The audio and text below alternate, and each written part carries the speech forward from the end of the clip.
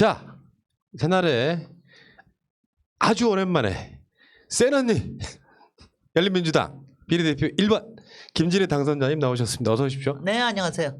제가 오늘 뭐 이제 일단 첫 인사부터 드리면요. 한 정말 너무 오랜만이라도 반갑고요. 한 4, 5년쯤 된 것 같습니다. 근데 제가 오늘 나온 이유는 사실은 솔직히 선거 기간 중에 새날에서 한 번도 저를 초대를 안 해서 굉장히 섭섭했고. 아 잠깐만요. 그랬더니 나중에 저 변명할 기회 드립니다.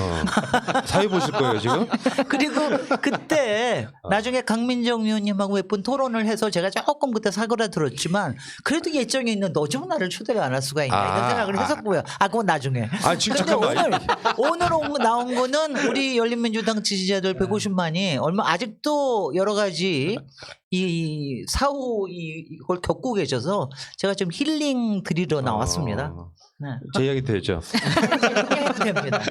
아니 왜냐하면 그런 건 너무 빨리 변명하면 이상해 보여요. 그게 아니고 그 이야기를 방송으로 여러 번 했어요. 그 뭐냐면은 나는 더불어시민당이나 열린민주당 한 번도 출연 요청한 적이 없어요. 그러니까 출연 요청해서 해달라고 하고 실간 날짜가 잡히는 경우만 인터뷰를 하는 경우였기 때문에 우리들 입장에서는 우리 인터뷰 좀 해주세요라고 요청이 안 들어왔는데 내가 인터뷰를 일부러 할 필요가 없잖아요. 그러면 요청 드릴 거 그랬나? 그리고 하나 더. 그런 거 한 번도 요청 드리는 법이 없거든. 그리고 하나 더는 뭐가 있냐면은 우리는 일반 정규 방송이 있어요. 그러니까 굳이 후보님들 안 나오셔도 우리 방송 이야기 다 합니다. 그런 차원이었기 때문에 저는 지금껏 열린민주당을 다른 정당이라고 생각해 본 적이 없어요. 그러니까 뭐 비판적인 이야기도 안 나갔고 그런 정도지 뭘. 아니 하면서 뭐 거기에 다른이 뭐야? 왜 다른 정당이라고 생각해? 그러니까 정봉주 의원 나왔던 방송은 거의 우리 방송 유일할걸요. 정봉주 의원 여기 나오셨어요? 그러셨어요? 내일 토론원도 나오시는데 이제 난 선거 끝났다. 네. 선거 끝났기 때문에 지금 이거 적대적으로 볼 게 아니라 나는 그랬어요. 그래서 지금 민주당이 얻은 의석은 183석이다. 이렇게 이야기하고 있는 상태입니다. 그러니까 제 스탠스가 뭐 잘 모르시는 분들은 왜 열린민주당 안 부르냐, 더불어시민당 지지 안 해주냐 난리를 치셨는데. 진행자가 훨씬 더 얘기를 길게 한다니까. 이런 얘기만 나온 거야. 그러니까 제가 오늘 새날 나온다고 그러니까 반가워하시는 분들도 있고 왜 거기 나가냐 이렇게 여전히 안타까워하시는 분들. 근데 그런 거는요.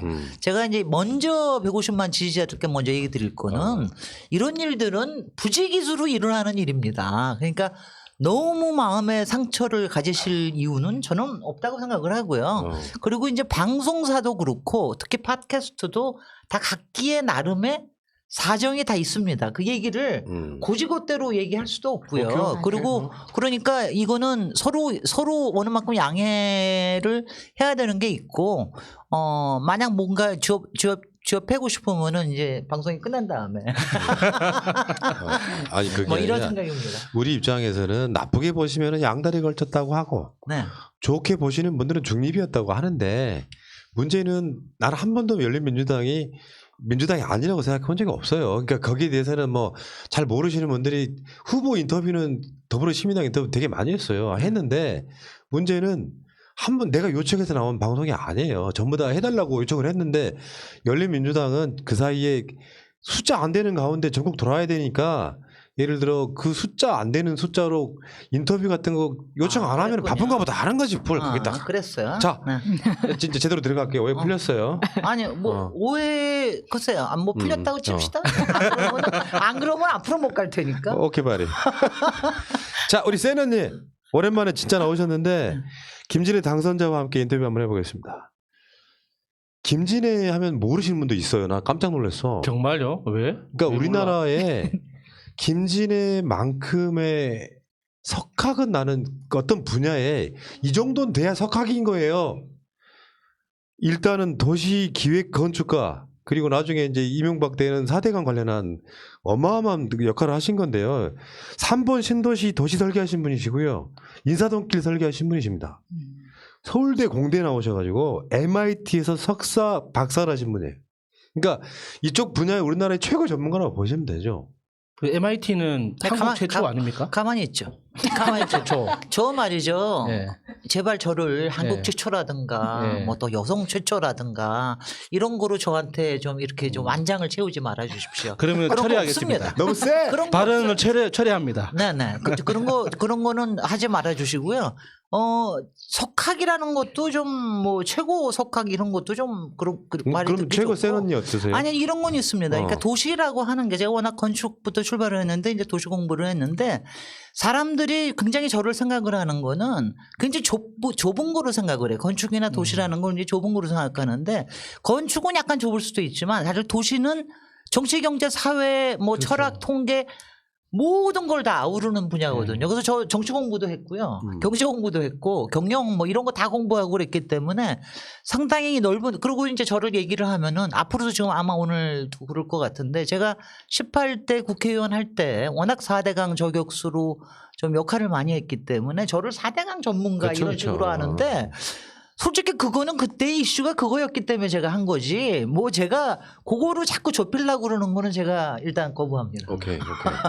이제는 좀 어디가 좀 넓게 봐주시고 예. 그 다음에는 이제 제가 더군다나 이번에 제 손으로 가는 거기 때문에 제가 그리고 당시에는 정말 솔직히는 제가 18대 들어갈 때는요 예. 정말 제가 그때 그 사진들을 보면은 완전히 막 정말 눈에서 불길이 나더라고요. 막 그냥 분노의 화염 속에 완전히 내가 저 사람 왜 저래? 내가 이런 정도여서 그걸 보면 근데 당시에 제가 조금 늦게 승계를 해서 또 1년 반쯤 예, 있다가 그렇죠. 승계돼서 늦게 들어갔는데 그때는 노무현 대통령 막 돌아가셨을 때죠. 거기다가 들어가니까 대운하가 4대강으로 바뀌어가지고 그래요. 그러니까 제가 그렇게 분노에 쌓이지 않을 수가 그렇죠. 없었어요. 네. 그러니까 우리는 아마 최근에 김진애 의원님 아신 분들은 유시민 작가 나왔던 알쓸 신잡의 그 출연자 김진애 이렇게 기억하실 수 아, 있나요? 그래도 제가 정치인을 유시민 작가도 굉장히 노력했지만 저도 많이 노력해서 정치인을 다 세탁하려고 굉장히 노력했다고요. 그 다 세탁했는데, 그거 성공했는데, 성공 다 했는데 다시 또 이렇게 8년 만에 불려 나오는 거는 좀 이상하니까. 그러니까 열린민주당 막 창당했을 때 헐 이렇게 됐던 게 뭐냐면 그 나중에 이제 열린공천으로 이렇게 선번 정해질 때 강민정 후보는 이제 지금 여기 당선자는요 많이 나오시죠. 우리 고정 패널이었어요. 교육 방송의 고정 패널. 그 한 6개월 이상 하셨고 김진애 의원은 뭐 당연히 잘 우리 초창기 때 방송할 때 우리 스튜디오 아닌 데서도 많이 나오셨고 그 빌라 지하도 많이 나오셨고 그때 지하에 갔었어요. 또 지갑 잃어버리셨고 그러니까 그때는 지갑이었고 오늘은 가방입니다. 그래서 지금 1번, 2번은 뭐 최강욱 당선자 내가 워낙 좋아하는 분이고 그러니까 그 순서가 쫙 있는데 그런 어떻게 미워해요. 그러니까 이거는 좀 그 열린민주당이 생기는 과정에서의 그 상황을 모르시는 분들은 뭐 분당이라 이렇게 표현하신 분도 있는데 전 그렇게 생각 안 하고요. 일단 의원님 개인적인 이야기를 한번 여쭤보면은 일단 이분이 18대 때 2년 잠깐 하신 거예요. 2년 반. 2년 반 했습니다. 그러니까 비례대표를 그러니까 승계 받으신 거죠. 근데 남긴 인사는 한 8년쯤 하신 것 같은 느낌이 있어. 한 10년쯤 했는 줄 알았어요. 저는 지역구 오는 줄 알았어요. 너무 당당하게 목소리를 내시니까. 근데 그러다가 센 척했어요. 예, 그냥. 그러다가 이제 지역구 나가시려다가 뭐 어떤 사연들은 못 나가셨고 그러니까 19대 쉬셨고 낙천했죠. 20대 쉬셨고 그러다 보니까 이분은 정치 안 하려나 보다 했는데 옛날에 되게 저 기억나요. 트위터 같은 데서 김진애 의원 20대 때는 보내야 된다고 막 운동했던 기억도 나고 그러다가 김진애 의원 정치를 안 하시려나 보다 하고 있었는데 갑자기 김진애라는 이름이 열린민주당 비례대표 1번이 딱 된 거예요. 어떠셨어요? 얼마나 이분이? 반가우셨. 그러니까 이게 마치 내가 미뤄왔던 일을 4년 더 미뤘던 일을 그러니까 그 전 4년 전에 김진애 국회에 넣어야 된다고 난리쳤던 그게 4년으로 미뤄진 거예요. 그래요. 그렇군요. 그렇게 생각하시는 분도 이렇게 뭐 글쎄 고맙습니다. 아니 왜 근데 자꾸 저 오랜만에 만난 동생한테 이렇게 시비부터 그시요. 원래 동생한테 시비하는 게 더 재밌어서. 집안 사람이라고. 아니 이제 저기예요. 그래서 왜 그랬는지 사람들이 많이 기억을 해주는데 이거는 그래서 질문 있으세요? 저한테 정말? 아니요. 그래서 이제 질문도 안 하시고. 아까 그 21대 국회에 들어가게 되셨는데 일단은 그렇잖아요. 아까 4대강 뭐 내가 그 어떤 이미지 갖고 있는 거 싫다고 하셨지만 4대강은 지금 어떻게 돼야 되는 건지 아직 마무리가 덜 된 느낌이잖아요. 아니 그건 문재인 정부가 제대로 일을 안 하고 있는 겁니다. 정확히. 어. 뭐 이렇게 표현을 하면은 또 이제 여기서 막 또 난리치겠지. 문재인 대통령 비판하면 안 돼 막 이러면서 또 저거 하는데 이거는 문재인 대통령 당선되신 바로 다음 날인가 며칠 있다가 4대강 재자연화에 대해서 하겠다고 약속을 했어요. 그래서 그때 위원회도 만들고 그런데 이제 그게 한 가지가 뭐냐면은 저도 이제 쭉 팔로우업을 합니다. 기본적으로. 왜냐하면 하나하나를 다 나설 수는 없고 큰 방향은 좋기 때문에. 그런데 일단은 4대강 온갖 보를 지을 때는 국토부에서 했어요. 국토위원회에서 했는데 지금은 다 환경부로 넘어갔습니다. 모든 수자원에 관련된 게 환경부로 넘어갔고요. 그랬구나. 국토부에서 수자원을 담당하던 사람들이 다 그쪽으로 넘어갔습니다.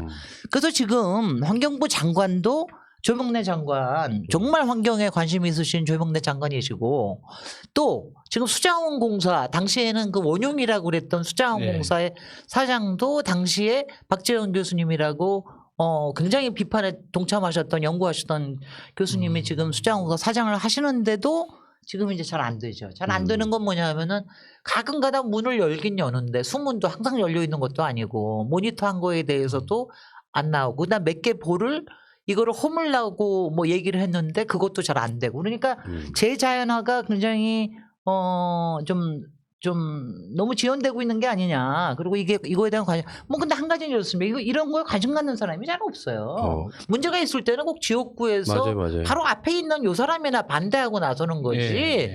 작년 재작년 아마 지역구에서 뭐 김무성 석권 해가지고 황교안 석권에서 이렇게 피켓 들고 나온 거 보셨을 겁니다. 그러니까 이런 거에 대해서는 제가 이제 항상 우리 국회와 정부에 대해서 굉장히 제가 좀 평소에 국정에 대해서 아니 근데 이건 뭐 당연한데 좀 비판적인 게 뭐냐면은 당장 사안이 안 되잖아요. 그럼 뒤를 밀어줘요. 그러니까 이 사회적 이슈가 선택과 집중이 안 되는 안 측면이 되는 분명히 거예요. 있죠. 그다음에 가령 예컨대 뭐 그다음에 작년 같은 경우에는 우리가 검찰 개혁이니 뭐 이런 문제에 굉장히 저기를 했잖아요. 그러니까 이런 문제들은 신문에 가끔 오마이뉴스에나 가끔 오마이뉴스는 쭉 팔로우업을 하니까 그런 단계입니다. 우리 작년에 삽질 영화 네. 인터뷰 삽질. 했었는데 네. 그때도 김진애 의원님 이야기를 했어요. 그러니까 이게 어떤 이미지를 갖고 있는 사람이 그 이미지를 갖고 계속해서 진짜 팔로우업을 계속 해주면서 이슈를 끌고 가야 되는데 네. 사실 지금 문재인 정부는 문 대통령만 일하는 느낌일 때가 가끔씩 있어요. 그러니까 관련돼서 그게 문 대통령이 무슨 이야기 한마디를 하게 되면 국토부가 막 열심히 해주고 아까 말한 환경부 이렇게 가야 되는데 최근에 그 정진석 당선됐잖아요. 그게 금강 그 지역에서 정진석. 그러니까 정진석. 네. 그러니까 그 사람이 금강 뭐 보호 해체하고 이런 걸 어마어마하게 반대하면서 당선된 거예요. 네. 그게 공주보인데 공주보 같은 경우에는 그 위에 도로가 있어요. 그러니까 도로를 연결을 하기 때문에 보혜 기능뿐만 아니라 도로의 기능을 원해서 아마 그럴 거예요. 그러니까 특히 최근에 얘기 많이 나오는 게 이제 공주보, 부여보, 그다음에 백제 뭐 이것 때문에 얘기 나오는 게 많은데 그쪽에서 반대를 그만큼 심하게 해서 그렇습니다. 알겠습니다. 낙동강 같은 경우에는 낙동강 네트워크에서 그 상주보나 이런 거는 별로 열어본 적이 없어요. 그러니까 이런 걸 가지고 애쓰시는 분들이 얼마나 지금 이제 이걸 환경운동 쪽에 하시는 분들이 굉장히 애를 쓰고 계시는데 하여튼 잘 안 됩니다. 그렇다고 이거 국회 21대 국회 들어서 김진애가 한다고 해서 뭐가 잘 될 것이냐? 그렇지 않을 겁니다. 예, 그러니까 다른 걸 떠나서 네. 이런 부분은 왜 이번에 우리가 기재부 막 한참 욕했던 거랑 비슷한 거예요. 비슷한 거예요. 그러니까 네. 그 기존에 있던 관료들이 그냥 복지부동 하고 있는 게 보일 때는 국회의원들이 좀 따끔하게 외쳐주는 게 맞아요. 그건 근데 맞다고 생각해. 저는 이제 국회 가서 좀 그 역할을 하겠습니다만은 뭐 19대 국회, 20대 국회에서 얘기 안 한 거 아니에요. 실제로 얘기를 했지만은 하여튼간에 잘 안 됩니다. 뭐 끈질기게 안 하는 것도 있을 테고 그다음에는 이제 제일 큰 거는 문재인 정부가 들어섰고 이미 정책적인 방향을 제시했기 때문에 그거를 잘 가지 않겠느냐. 뭐 이런 이제 기대감이 있는 건데 어제 좀 기다려 보세요. 그러니까 이 국회가 뭐 180석 이상을 줬기 때문에 이젠 잘할 수 있을 거라고 보고 네.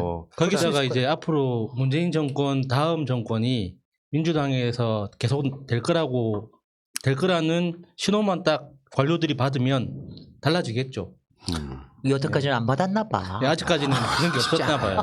예. 지금 검찰이나 아니, 난 정말 어. 그 관료들 정말 좀 머리가 드니 참 나빠. 그러니까 검찰이나 기재부나 다 비슷비슷해요. 그러니까 예. 이게 눈치 한참 보고 있다가 총선 딱 보면 분위기 완전히 달라질 거라고 일단 보고 네. 그 이야기는 별로 오늘 안 하시고 싶어 하시니까 네. 여기까지. 안 하고 싶어 하는 게 아니라 이제 제가 이 얘기는 꼭 드리고 싶어요. 왜냐면 항상 삼박자가 맞아야 됩니다. 그러니까 정부에서의 리더십으로 하겠다라는 거하고 여론을 만들어내는 게 있어야 되고 그다음에 관련 그 여론을 만들어내는데 국회 역할이라는 게 굉장히 중요하고요. 그런데 이제 그다음에가 이제 관련 부처에서 이 복지부동하는 사람들이 이래서는 안 되겠다 하는 뭐 이건데 첫 단추를 어디서 하느냐에 달려 있는데 그 용기를 낼 수 있는 거를 뭐 솔직히는 제가 여기서 말을 못해서 그렇지 이제 별도석에서는 이제 많이 제가 저기를 합니다. 그러니까 16개 보가 있잖아요. 예. 그 중에 하나에서 뭐가 일어나야 되는 거예요. 근데 그걸 못하니까 그런 용기를 내게 열심히 노력하겠습니다. 언론이 가만히 있을지 예. 모르겠는데 뭐 또 싸우는 거지 뭐. 그러니까 뭐 매운 민주당이라는 소리 듣는 것처럼 네. 국회의원은 가끔씩은 발언이 세야 될 때가 있어요. 근데 저는요. 그 제가 이거 저는 저 환경노동위원회는 안 갈 거거든요. 제가 또 왜 지금 이렇게 얘기를 할 거냐면은 제가 환경노동위원회 안 갈 거예요. 어디 가시려고요? 저는 갈 데가 너무 많아서 미치겠는데. 뭐 한 군데 여기선 이거 하고 싶고 저기선 저거 하고 싶고 막 그러는데 제가 그랬는데 이렇게 봐서 지금 어느 게 제일 중요한 건가를 지금 이제 문재인 정부 마지막에 중요한 거에 어디에 솔직히 국토부 같은 경우 제가 국토부에 당연히 갈 거라고 생각하지만 네. 솔직히 문재인 정부가 뭐 그 사고는 안 내잖아요. 솔직히. 그러니까 그렇지만 또 제대로 잘 못하고 있는 건 있거든요. 그래서 국토위를 가가지고 도시재생이며 농촌재생이며 이런 걸 해야 되나. 아니면 요새 제일 문제가 되는 게 검찰하고 기재부입니다. 그래서 기재위원회 가가지고 이 솔직히 법사위를 가세요. 아니야 법사위에서는 제가 또 꼭 하나 해야 될 게 있어요. 이게 말이죠. 그러니까 내가 그랬어. 그리고 행안위에서도 하고 싶은 게 있고 과방위에 가서 하고 싶은 게 있고 그래가지고 제가 매일매일 그러니까 민주당이 떨어뜨려 주는 대로 가야 될지도 몰라요. 근데 평소에 제가 갈 거라고 얘기하는 뭐 국토위나 환노위나 가령 문화관광위나 이런 데는 뭐 그쪽에는 좀 하실 분들이 있으니까 저는 좀 하드한 이슈를 다루는 데 가고 싶어요. 그러니까. 네, 네. 그러니까 아까도 제가 꽤 잘 셉니다. 제가. 네, 그러니까 제가 초반에 말씀드린 것처럼 네. 우리나라의 이 손가락에 꼽을 만한 저는 천재라고 보는 게 우리 김진애 박사님이세요. 수재 정도는 됩니다.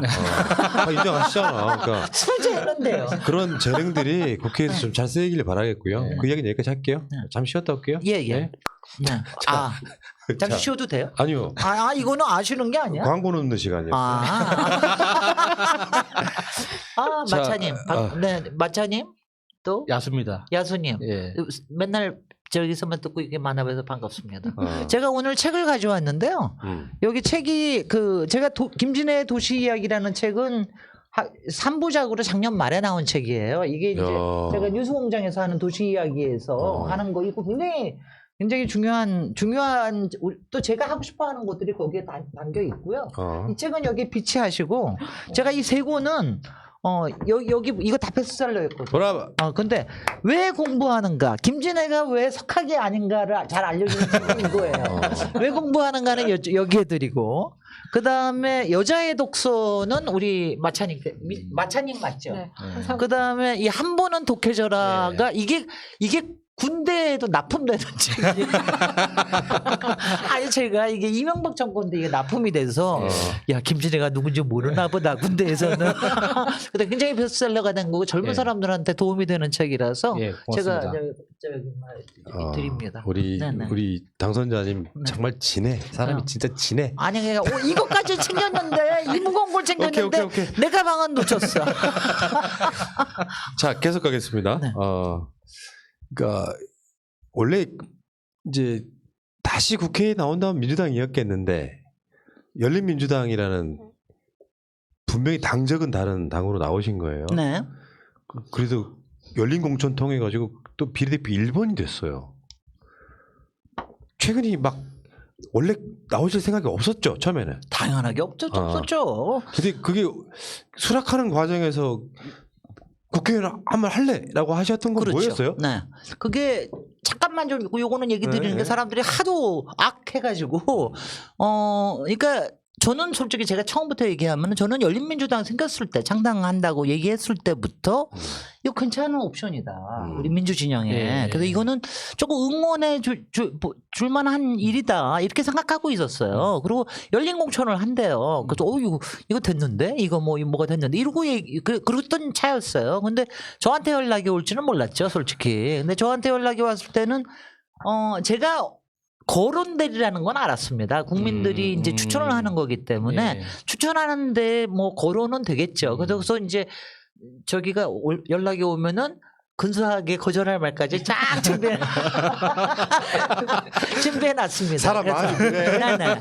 그래서 딱 거절했어요. 그래서 뭐 저기 전화가 와서 당연히 거절했고, 왜냐하면 젊은 분들한테 굉장히 많이 기회가 가야 된다고 생각을 했고, 저는 8년 전에 저한테 현실 정치에 다시 기회가 생기리라는 생각은 절대로 안 했었거든요. 근데 그러고 나서 며칠 있다가 다시 연락이 왔어요. 근데 이번에는 이제 직접 당에서 연락이 온 게 아니라 주변에 왜 그 있잖아요. 원로 이러신 분들, 김진애한테 영향력을 좀 끼칠 수 있는 사람을 통해서 뭐 이렇게 여기저기서 연락이 왔는데, 거기서 이렇게 저기를 얘기를 뭐 여러 분 잘 하시더라고요. 그리고 뭐 근데 이제 제가 속으로는 뭐 이렇게 생각했어요. 저는 이런 거 솔직하게 얘기하는 사람이니까 여성 대표들이 그야말로 내놓을 사람들이 잘 없는 모양이다. 그 생각을 했습니다. 그러니까 대외적으로 알려진 분들이 잘 승낙을. 왜냐하면 당시에 많은 분들이 이문정 검사나 서지영 검사가 좀 나왔으면 좋겠다고 생각을 했는데 그분들이 다 거절을 하셨구나. 그러니까 굉장히 여기에 저기가 안 되는구나. 그러고서 이제 나는 힘은 좀 실어주고 싶은데 뭐 그런 생각 하나 하고요. 그 다음에는 진짜 그러고 나서 제가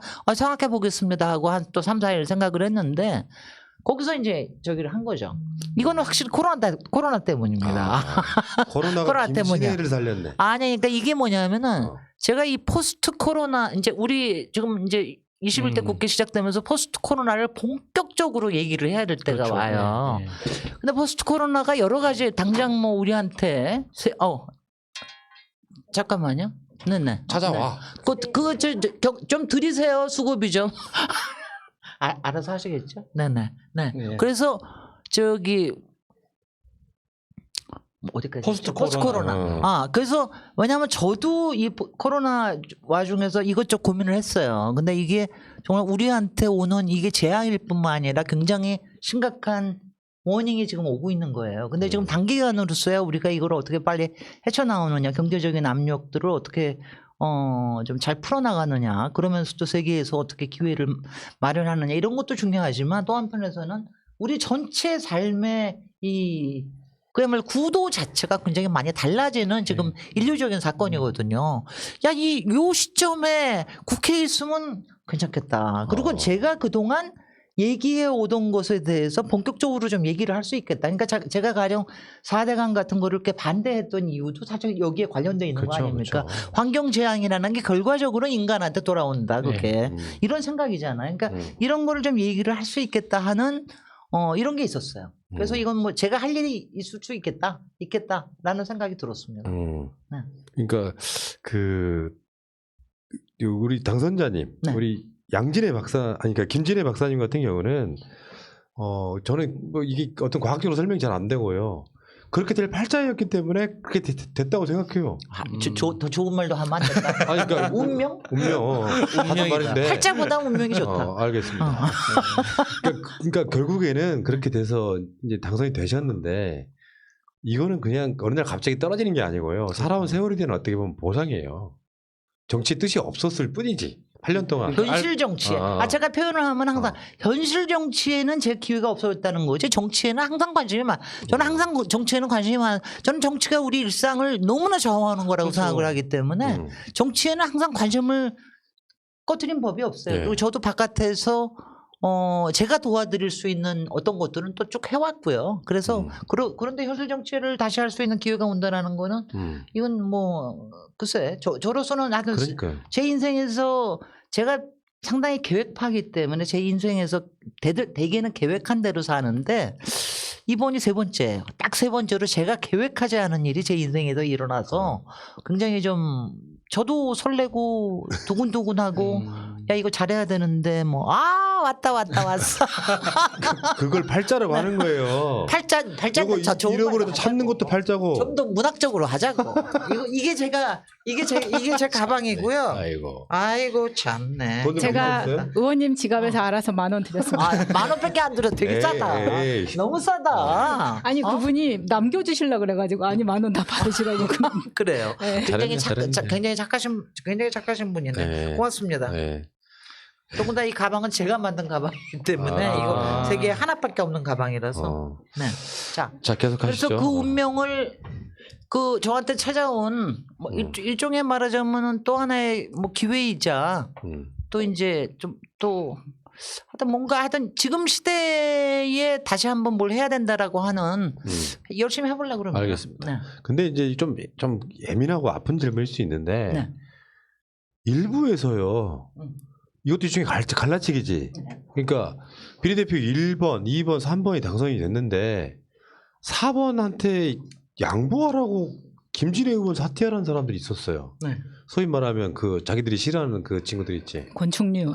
저기 머리 가슴 그 이야기 딱 들었을 때 어때? 네. 기분 어떠세요? 그런 거 콧방귀도 안 껴요. 아니 진짜 중요한 건 정치인들이 멘탈이에요. 멘탈. 네. 왜냐하면은 이게 아니 도대체 나는 그런 거를 기사거리로 쓰는 조선일보였습니다. 맨 처음에 기사를 난 게 그런 거를 왜냐하면 일부 네티즌들은 그런 얘기 할 수 있습니다. 당연히 이게 우리 당원들은 아니었고요.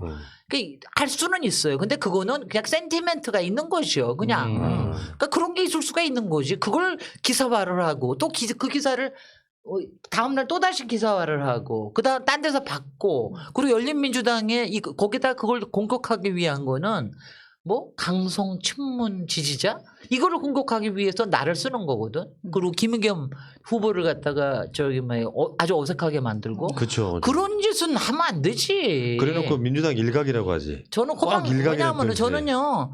그런가요? 이건 공당의 프로세스고 공적인 프로세스. 저는 제가 이번에 저기 하는 거는 이거는요. 정말 이건 중요한 게 이게 국민 공천이라는 게 물론 부족함도 있지만 국민들이 불러서 나와서 그거 가지고 한 거에 대해서는 굉장히 다들 굉장한 자부심들이 있습니다. 그래서 그러고 근데 이제 김의겸 후보 솔직히는 그 얘기가 처음에는 3번 보고 나가라고 그랬어. 그러다 3번 가지고 얘기가 잘 안 되니까 이제 1번을 끄집어 김진애가 좀 더 얘기거리가 되잖아요. 그래서 이제 그렇게 했고 나중에는 뭐까지 나왔는 줄 알아요? 황희석이를 하기 위해서 1번, 3번, 4번, 5번, 6번 다 사퇴하래. 7번까지. 그래서 황희석이를 주래. 아이고.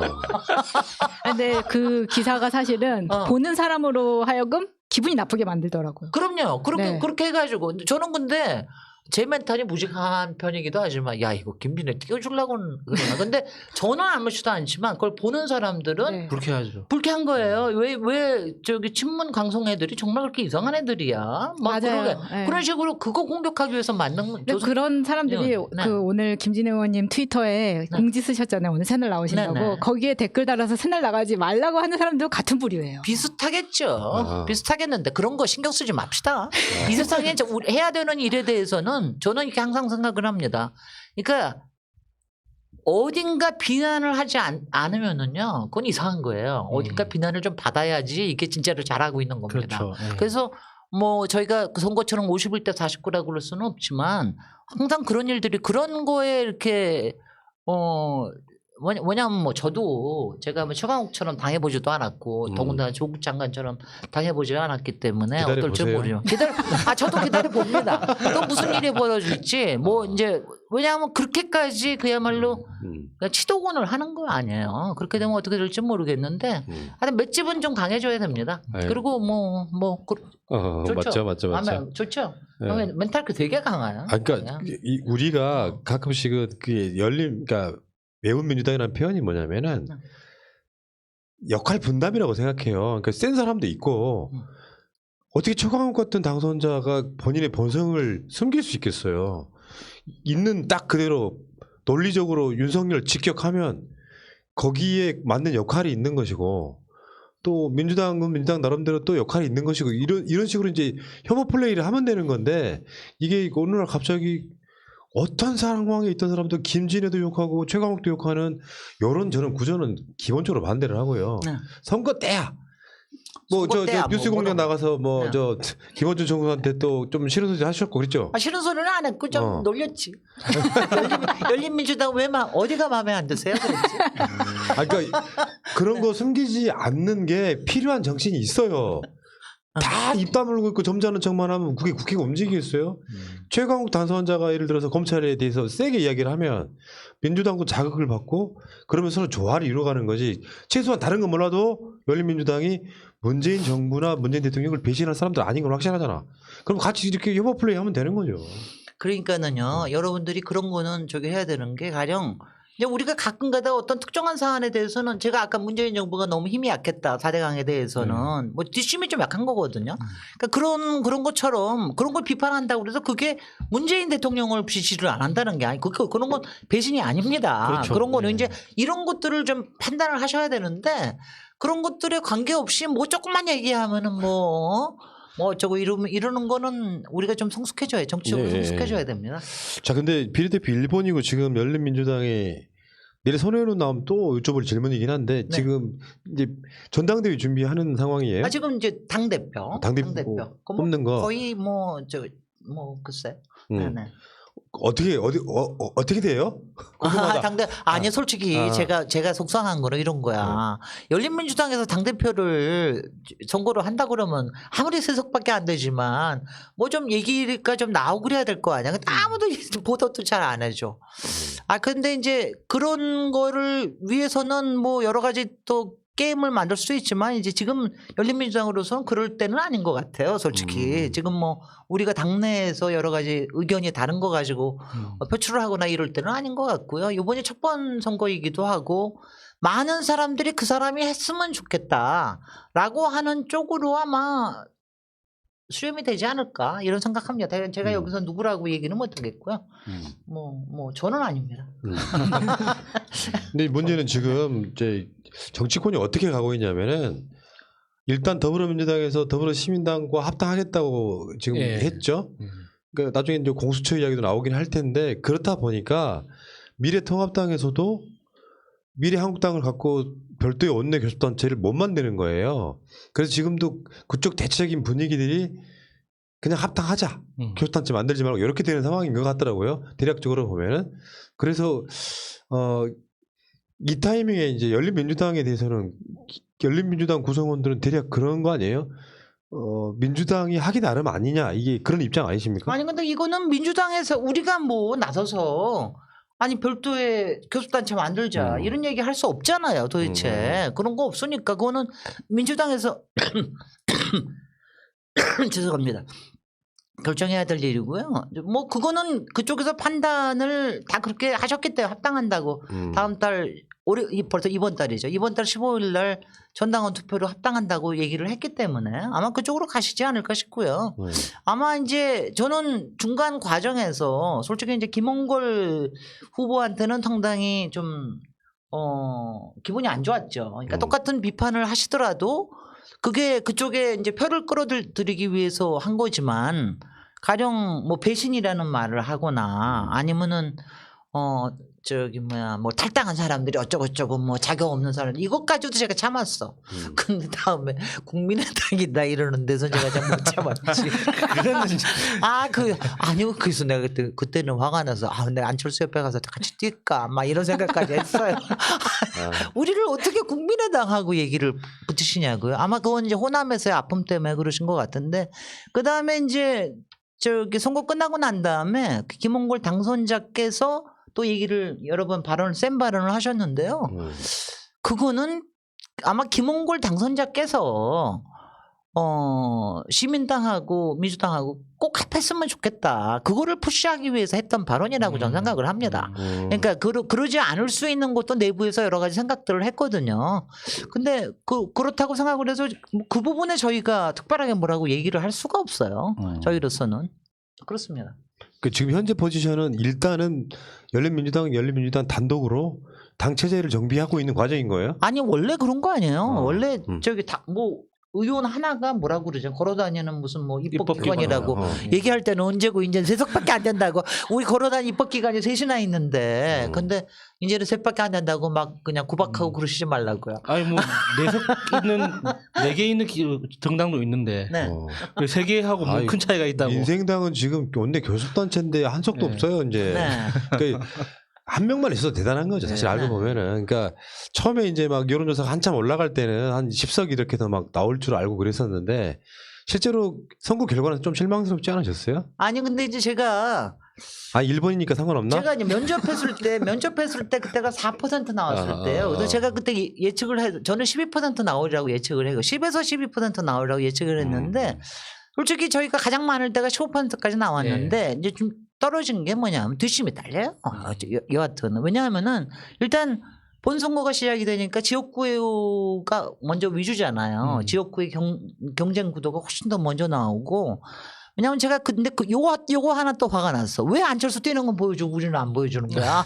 나 이러면서. 진짜 그랬어요. 왜냐하면 저희가 지지율이 더 높게 나왔는데 항상 국민의당 얘기까지 나오고 열린민주당 얘기는 안 나오는 거예요. 그러니까 그런 게 그러니까 중앙에 여러 가지 뉴스 라인에서 사라졌습니다. 그러니까 중간에 그 선거판 중간에 언론들이 눈치를 챈 것 같아요.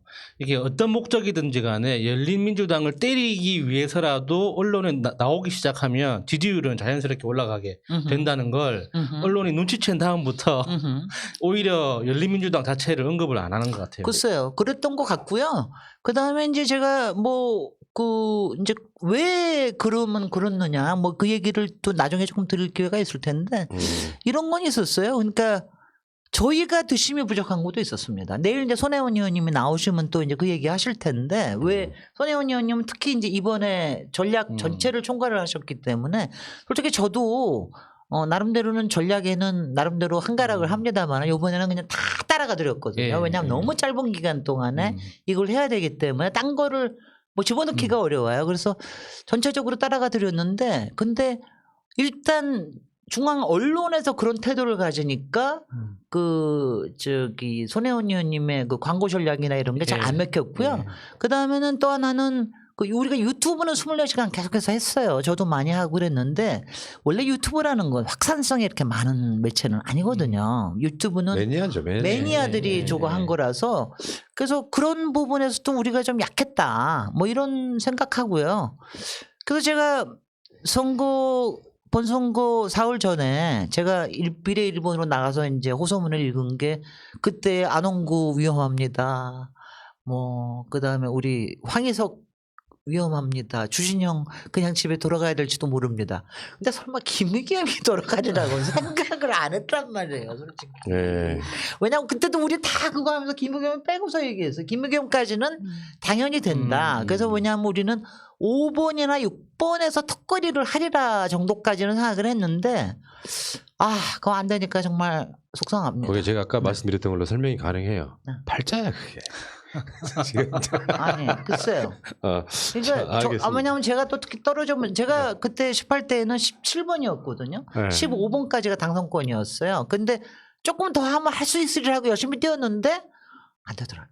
그러면은 의원님 이렇게 돼서 이제 결국에는 뭐 열린민주당도 전당대회 하고 당대표도 뽑고 그러면서 정비를 할 텐데 네. 장기적으로 다수의 지지자들은요. 네. 결국엔 민주당과 합당해야 된다고 생각하는 사람들이 제일 많을 거예요. 기본적으로는. 있습니다. 그러면 어떻게 될 거라고 대충 예상해 보실 수 있을까요?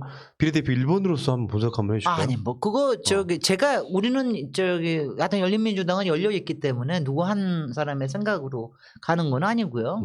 그러니까 이게 가령 이제 이런 생각은 했죠. 가령 뭐 저도 시나리오를 당연히 써놨었는데 가령 한 6석에서 8석 정도 돼서 우리가 뭐 나중에 바깥에서 교섭단체 같은 거 만들고 그러면은 그거 가지고 하여튼 좀 이렇게 세게 메시지들을 좀 하고 끌어가고 이러면서 언젠가는 합하지만 그래도 이제 이게 뭐 하는 걸 좀 보여줄 수 있으리라 하는 생각을 했는데 그게 상당히 좀 어렵게 된 거는 분명해요. 그래서 그거는 쉽지는 않지만은 그래도 하여튼 저희가 뭔가 뭐 하여튼 합당이 되거나 그럴 때까지는 계속 그걸 보여줘야 된다고 생각을 하고요.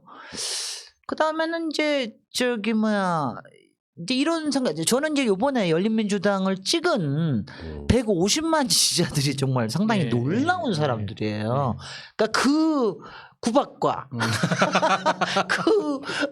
그야말로 그 구박을 다 견디면서 예. 그걸 찾아가서 이 사람 참 이상한 사람들이야. 대단한 사람들 찾아가서 그걸 12번을 찍었다고 예. 그러는 게 굉장히 대단한 사람들이고요. 그 정말 제가 저기를 드리면은 아마 열린민주당 지지자들은 이게 컸어요. 그러니까 후보자들하고의 이 심파시가 굉장히 컸습니다. 공감이. 그게 바로 이제 최강욱이나 뭐 김의겸도 그렇고 그렇죠. 예. 그다음에 황희석, 예. 안홍구. 저는 이제 꽤 옛날 사람이지만 그래도 이명박과 싸운 사람 뭐 이런 정도. 그러니까 말하자면 개인하고의 이 동조심이 굉장히 많았습니다. 그러니까 그렇기 때문에 당에 대한 게 굉장히 더 커요. 그래서 그야말로 감정이 왜냐하면 저도 이거 맨날 제가 뭐 할 때마다 야 150만 원 어떻게 생각할까 이런 생각해요. 그럼 당원들은 어떻게 생각할까 이런 거 하는데 뭐 무르익으면 좋겠습니다. 예. 여러 가지가. 그러니까 우리들 입장에서는요. 네. 우리들 입장이 누군데? 우리들이. 그러니까 보통의 우리 새날 또는 네. 시청자들 입장이라는 건 뭐냐면 네. 저는 항상 주장해 왔던 게 이런 거거든요. 일단 분열은 싫다. 네. 그러니까 선거가 이루어지는 과정에서 미래한국당 등이 만들어지는 과정에 그냥 어쩔 수 없이 만들어진 과정도 있고 계속 고를 했기 때문에 중간에 멈추지 못했던 측면도 있단 말이죠. 이런 것들이 이제 다 일방적으로 분열이라고 이렇게 통칭되는 것도 싫고 문제는 여기 선거가 끝난 이후에는 메시지들이 그랬으면 좋겠어요. 일단은 열린민주당하고 합당은 없다라고 말하는 것은 한두 번은 괜찮아요. 누가 그랬어? 민주당에서. 민주당이 그랬지. 그러니까 네. 한두 번은 괜찮은데 이게 원칙적으로 합당도 명분이 있어야 하는 거거든요. 네. 그 선거 내내 우리는 합당 안 한다고 했던 입장에서 갑자기 선거 끝나니까 우리 합당할게 이렇게는 안 될 거라고 봐. 지도부 바뀌어야지. 근데 그 상황까지는 이해가 되는데 어쨌건 다수의 지지자들은 열린민주당도 민주당으로 들어와서 같이 한번 싸워보자라고 하는 분명히 그런 대개 여론이 있을 거라고 저는 보거든요. 그러니까 이 매운맛이 3명이긴 하지만 그 3명이 들어와가지고 뭔가 또 민주당 내에서 역할을 해라 이런 여론은 분명히 있을 거라고 저는 보는 거죠. 근데 저거는 매운맛이 3명인데 그래도 괜찮아. 김진애는 되게 재밌어요, 사람들이. 하여튼 골치는 아프지만 재밌긴 하다. 뭐 이러니까 이런 그런 거 있고 최강욱은 솔직히는 평소에 그 강성 발언들 검찰하고 맞서는 거 보시면은 굉장히 강한 사람으로 보이지만 실제로는 정말 이 소프트한 사람이에요. 그리고 컨텐츠가 아주 풍부하게 하고 그래가지고 굉장히 쓸모가 많은 분이에요. 그리고 강민정 선생님은 뭐 비단결 같은 줄 알았더니 막 거칠거칠합니다. 처음에 아주 얌전하게 이렇게 하고 앉아가지고 했더니 그래서 저는 우리나라 지금 교육개혁 우리나라가 불행한 이유 중에 하나가 이제 교육 때문 아니에요. 그래서 개혁에도 굉장히 큰 적이 나타나는데 가만히 다만 한 가지 이게 있는 거예요. 저도 민주당에 예전에는 85석밖에 없을 때도 있었지만 여당이 되고 나면은 하여튼 간에 내부에서 압력이 굉장히 셉니다. 왜냐하면 중도에다 왜냐하면 지역구에 나가야 되니까 그리고 여러 가지 일 들어야 되니까 그러는데 제가 그렇게 봐도 저는 남의 다니까 마음대로 얘기하겠습니다. 네. 왜냐하면 저는 솔직히 이번에 당선되시고 난 다음에 그 안에도 굉장히 많잖아요. 김영민, 뭐 김남국 검찰개혁 얘기하시던 분, 황우나 뭐 굉장히 많잖아요. 다른 여러분들도 굉장히 많습니다. 근데 너무 조용하시다 싶어, 솔직히. 조용하신 이유는 이해찬 대표의 일종의 워닝 같은 거죠. 열린우리당의 전철을 밟지 마라. 뭐 이런 거에 대한 거지만 저는 지나친 기우이신 거 아닌가 싶어요. 지금 시대가 그렇지가 않거든요. 그래서 조금 더 크리에이티브하게 조금 상상력을 가지고 하시는 게 좋겠네요. 왜냐하면 저건 솔직히 지금 163석 더하기 170석이 돼 있는 180석이 돼 있는 민주당으로서는 제가 이런 소리 한다고 또 이제 되게 나 싫어할 거야. 하여튼간에 지금 너무 느리고 너무 조신하고 너무 조심스러워하는 게 좀 깝깝합니다. 저는 깝깝합니다. 저는 깝깝해요. 그러니까 매운맛이 되는 거거든요. 그러니까 저는 이제 이런 부분에서는 아마 이걸 제가 이름하여 선거 때 많이 썼던 표현인데 가치관의 차이를 내가 맞다고 생각하면 그거는 극우나 극자가 되는 거예요. 그러니까 이런 차이를 서로 인정하기 시작하면 나는 훨씬 더 다이나믹한 민주당이 될 거라고 일단 생각하는데, 자 어쨌건 그런 얘기는 여기다가 이제 그만하고요. 지금 의원님 개인적으로는 네. 이게 사실 그 국민의당이 3석 얻은 거잖아요. 그렇죠? 뭐 걔네들은 뭘 했다고 3석을 얻어? 달리기. 달리기 했잖아. 아니 그러니까 달리기에서 3석 얻으나. 내가 같이 뛸 거 그랬어. 제가 뛰었으면 좀. 근데 열린민주당은 사실 그 처음에 열린민주당 라인업 나왔을 때 우리 방송에서 그런 얘기 여러 번 했거든요. 라인업이 되게 섹시하다고. 사실은 솔직히 그런 측면이 있었어요. 그러니까 어떤 사람은 되게 국회의원 쉽게 되고요. 어떤 사람은 정말 필요한 사람들인 것 같아 국회의원 안 될 것 같고 막 이런 것들이 되게 이상하게 섞여 있잖아요. 예.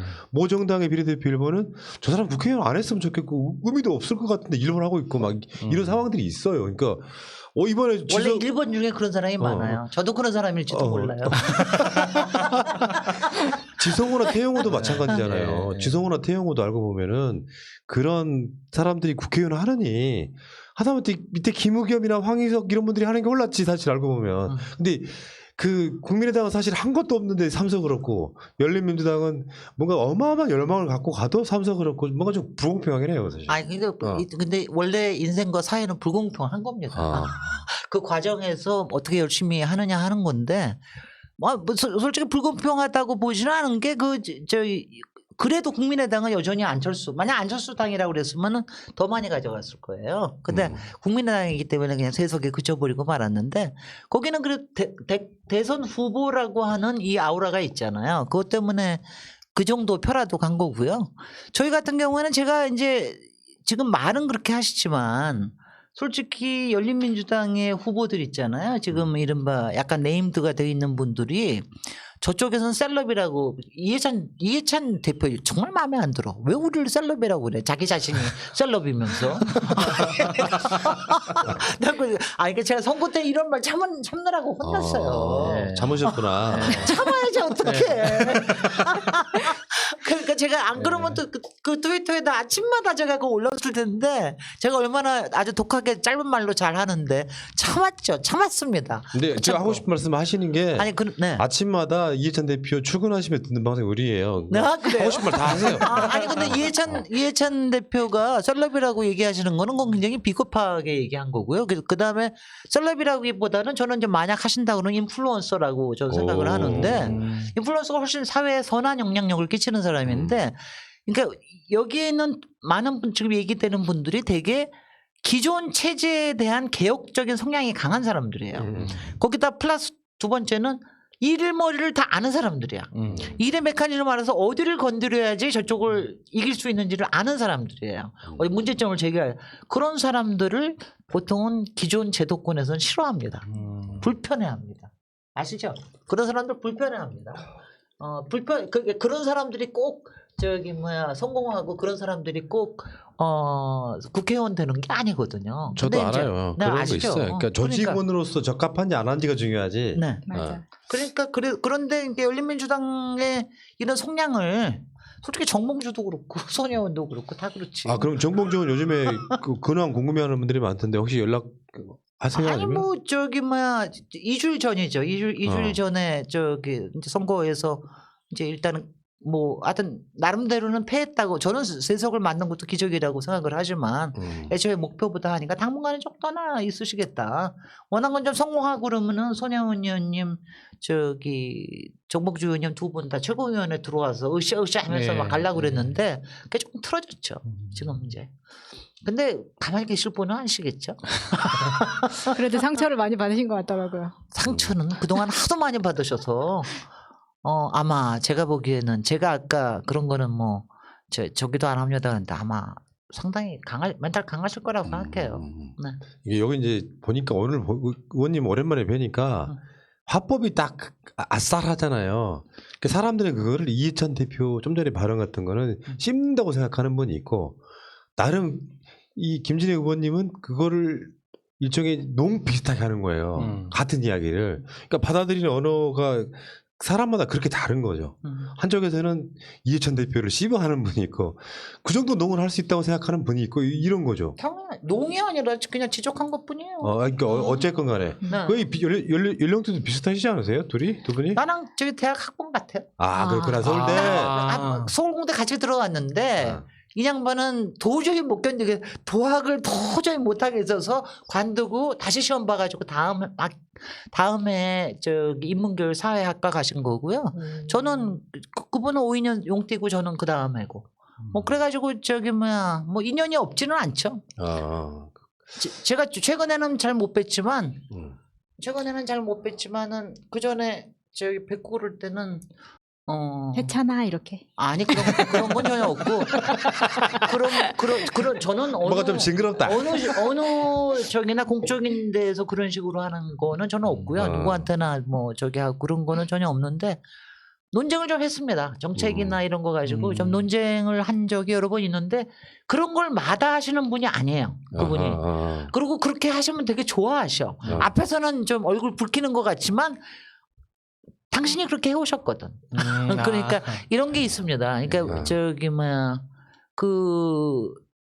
지금 이제 저기가 있는 게 그러니까 어느 만큼 올라가 있는 분들은 되게 기어오르는 사람 좋아해요. 그리고 대적하고 같이 그쵸, 얘기하고 그쵸. 이런 사람들은 굉장히 좋아하시거든요. 그래서 그러니까 저는 속으로만 그냥 이렇게 생각하고 있습니다. 뭐 그냥 이해찬 대표 또 김진애를 뭐 인정을 하고 계시거니 그런 정도로만 생각하고 있고요. 네, 그리고 뭐 저거 합니다. 그런 거지. 네. 이심전심인 거지 뭐. 그리고 이심전심이 아닐 수도 있어. 그런 건 믿지 마세요. 그리고 그런 거에 신경을 쓰지 마세요. 누가 나를 인정해주고 아닌 건 하나도 중요하지 않습니다. 내가 뭘 하는가가 중요할 뿐이에요. 다만 일을 도모할 때는 제가 어떤 사람인 줄 아세요? 저는 지금 300명 쫙 놔두고 내가 하려고 그러는 일에 도모할 수 있는 사람 찾고 있어. 저는 그게 저기 처음에는 이제 더불어시민당에서 열심히 찾고 그다음에 더불어민주당으로 가고 다른 당 지금 요새는 미래통합당까지 다 훑으면서 이 사람들이 무슨 일을 해왔나? 나랑 무슨 일을 도모할 수 있나 이거 열심히 찾고 있어요. 저 그런 사람이에요. 저는. 역시 국회의원 한번 해본 사람은 다르네요. 네. 맞아요. 그러니까 국회의원 2년 반 했는데 네. 한 10년 한 걸로 인식되고 있는 제가 그 정도에 강력했다는 거지. 제가 좀 빨리 배워요. 그러니까. 자, 그 열린민주당하고 더불어시민당하고의 그 논쟁은요. 내가 봤을 때는 합당하기 전까지는 안 끝나요. 그러니까 그러면서 이제 사실은 저는 제가 제일 우려하는 건 뭐냐면 이게 대선까지 가는 분열이 아니었으면 좋겠다. 저 개인적인 생각이에요. 그래서 어느 날은 그게 왜 초기 이재명 지사를 둘러싼 그쪽에 2,000명의 숫자가 계속 그렇게 만들어 오면서 지방선거 지날 때는 남경필 뭐 응원하고 이렇게 흐름이 있었단 말이에요. 그러니까 저는 개인적인 생각은 그래요. 어찌 됐건 간에 지지자들이 분열되는 이유는 정치인들 때문이라고 생각해요. 저는 개인적으로. 그러니까 M1 새날에 와가지고 악플하고 뭐 구독을 한 해 만에 하시는 분들은 나는 그분들은 정치인들한테 선동된 사람들이라고 생각해. 그게 어느 쪽이든 간에. 그러니까 두 당이 합당하지 않는 이상은 이런 논란은 계속 될 수밖에 없는데 제가 말씀드리고 싶은 건 선거 전에서도요. 제가 그런 얘기를 여러 번 드렸어요. 계속해서 양쪽이 와서 지지고 볶아버리면은 두 쪽 다 언급 안 하게 돼버린다고. 그러니까 결국에는 그 이슈 파이팅을 하지는 못하고 외면하게 되는 과정에 악화가 양화를 구축하는 쪽으로 가버려요. 난 그게 너무 싫다고 말씀드리죠. 그래서 나는 그게 참 바보 같은 짓이라고 생각했어요. 나는 그게 그럴 필요가 없다. 왜냐하면 죄송합니다만 저는 이게 뭐냐면은 그러니까 더불어시민당이나 저기 열린민주당이나 누가 돼도 여기서 한두 석이 빠지고 저쪽에 한두 석이 더 가든 아니든 간에 저는 왜냐하면 애당초부터 생각했던 게 이게 외연을 넓히는 일이다라고 생각을 했기 때문에 왜냐하면 제가 산학을 고민하면서 제가 열심히 돌려본 게 뭐냐면 내가 이걸 하는 게 민주당의 민폐가 되겠느냐 안 되겠느냐 그걸 제가 주로 여론 전문 기관 조사하는 사람들한테 물어봤는데 그때 벌써 그게 3월 중순인데 벌써 과반수는 확실하다. 뭐 이 얘기가 다 있었는데 그걸 저기서 얘기를 안 하잖아요 방송에서. 그래서 제가 또 하나 하고 싶은 것 중에 하나가 그 왜 사전 여론조사 발표 금지 기간이 있지 않습니까? 6일 있잖아요. 그거 예. 없애야 돼요. 그거 있으니까 그거 가지고 장난하는 사람들이 예, 있잖아. 왜 장난합니까? 이런 그 자기네들끼리만 딱 알고 그럴 때 확실하게 이거를 흐름으로 읽어준 사람은 유시민 작가는 확실하게 왜냐하면 쭉 흐름을 가지고 얘기를 하니까 그 흐름으로 확실하게 얘기를 예, 해줄 수가 예. 있고 정직하게 사심을 버리십시오. 저는 그래서- 그 의원님들이 네. 지지자들한테 그러니까 명확하게 교육을 할 필요는 없는데 네. 그러니까 우리를 지지하는 방법을 네. 그러니까 상대방을 공격하는 방식으로 나를 지지할 필요는 없다. 글쎄 말이죠. 이 메시지를 좀 정확하게 주셨으면 좋겠어요. 네.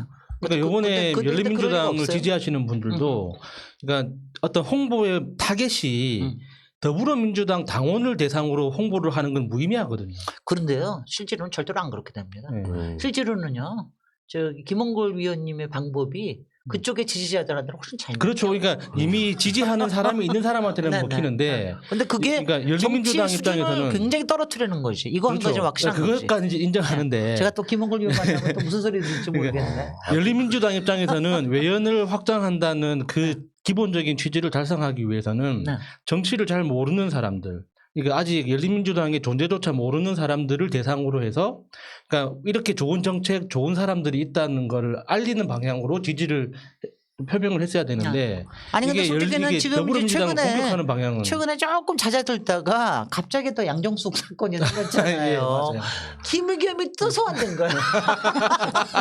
내가 그래서 이 김의겸은 김진애 때문에 소환되고 양정숙 때문에 소환되고 얼마나 마음이 힘드실까 뭐 이런 생각을 하는데 솔직히 그런 여러 가지 기준이나 이런 거 같은 게 사실은 비례대표에 대해서는 적용이 된 것이냐 뭐 이런 거 같은 것들이 사실 의문을 갖잖아요. 예. 저는 김의겸 의원은 한 번도 부동산 투기를 생각해 본 적이 없습니다. 저는 예. 저는 그거는 본인으로 투자인데 그게 뭐니까 가령 그게 저 청와대의 대변인으로 있을 때 그 정도까지 한 게 과연 적절했느냐 조금 안 해도 좋지 이런 정도의 얘기만 될 수 있는 거지 그게 무슨 문제가 된다고 보지 않거든요. 다시 파셨을 때 더 화났죠 우리. 글쎄 말이죠. 난 그랬을 때 그때 되게 아니 그걸 왜 팔아? 그러니까 왜 팔아? 아니 왜냐하면 저는 요번에 거의 20명을 처음 본 사람이거든요. 김비겸 의원을 제가 저 옛날부터 알았었으면 전화 걸어서 야 그걸 왜 파냐? 그걸 왜 파냐? 그걸 그랬을 거예요. 그러니까 더군다나 그렇게 비난은 비난대로 받고 공천도 못 받고 당선도 안 되고 가장 어떻게 보면 안타까운 상황이 정말 돼버린 속상합니다 거죠. 진짜. 그래서 제가 또 김비겸 의원은 특별히 만나서 제가 어떻게 1년 반을 견뎠는가 온갖 걸 다 해서 드디어 헌법재판소까지 갔었거든요. 저는 그 승계하기 위해서. 그때 앞에 있는 사람이 자기가 그걸 대법원 판결이 나기 전에 자기가 관뒀어야 돼요. 근데 그걸 안 했어. 그러고 나니까 원래 고리가 생겼을 때 바로 승계되는 저기가 없었어요. 그래서 제가 다시 헌법소원 걸어가. 제가 제 인생에 처음으로 한 재판이 헌법소원이에요. 급이 다르네. 그래서 이제 그런 거 가지고 그런 얘기를 다 네. 하면서 정말 인생이라는 거 또 현실 정치라는 거는 어떻게 그러니까 여러분들 항상 아시죠? 끝날 때까지는 끝난 게 아닙니다. 그런 얘기를 하면서 근데 이게 잘 위로가 됐겠습니까? 다만 저도 이렇게 지나고 나니까 제가 웃으면서 얘기를 하는 거지 그걸 당하고 있을 때는 정말 그렇거든요. 그러니까 어떤 심정이실지는 제가 저거 아니까 그런데 뭐 더 이상 얘기 안 하겠습니다. 네. 네. 자, 지금 사실 답이 없어요. 그러니까 일부 댓글 몇 개는 큰 의미가 있다고 생각하진 않아요. 이거는 이제 이를테면 우리 방송이 지금 선거 끝나고 나서 계속 치유 이야기하고 있는 거거든요. 그러니까 실제 치유는 이긴 쪽이 손을 먼저 내미는 게 맞아. 난 그게 맞다고 생각해. 이게 어떤 경쟁이었든 간에 이긴 쪽이 먼저 손을 내밀고 선거였어. 서로 이해합시다. 미안해. 한마디 하면 끝날 문제라고 생각이 들거든요. 그렇죠. 그런 상황이라고 좀 생각이 들고 어쨌건 저는 다시 한번 말씀드려요. 그 선거 전에 그렇게 막 부딪히고 싸우다 보니 그렇다고 해서 싫어지는 사람 입장에서 최강욱을 미워할 수 있어? 김진애를 미워할 수 있냐고.